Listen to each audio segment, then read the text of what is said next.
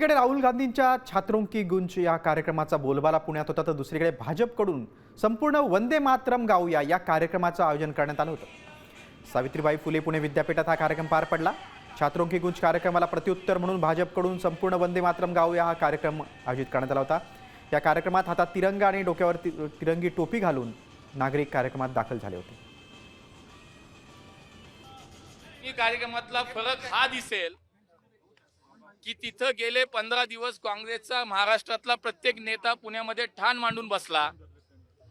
प्रदेशाध्यक्षापासून सगळे खासदार आमदार पुण्यामध्ये माणसं गोळा करण्यासाठी येऊन बसले आणि 2 दिवस तुमच्या सगळ्या चॅनेलवरती आम्ही पाहतोय की किती पैसे दिले जातात, किती पैशाची ऑफर केली जाते आणि पैसे आणून तिथे लोक जमा करण्याचा प्रयत्न काँग्रेसची मंडळी महाराष्ट्रातली सगळी लोक करतायत।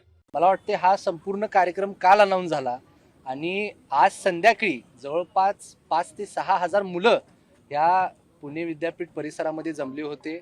देशभक्तीचे नारे, देशभक्तीचे गीत गाऊन आज सगळ्यांनी एकजुटीने ताकद दाखवलेली आहे। आणि दुसऱ्या बाजूला खरं तर वंदे मातरमचा अपमान करणारे लोक मुलांवरती, विद्यार्थ्यांवरती दहशत करून त्यांना तिथं ओढून घेऊन गेलेले आहेत आणि त्यांच्यावरती एक कार्यक्रम लादलेला आहे। त्यामुळे मला वाटतं ह्या दोन्ही कार्यक्रमांची तुलना सुद्धा होऊ शकत नाही। मी आजच्या आयोजकांचं मनापासून अभिनंदन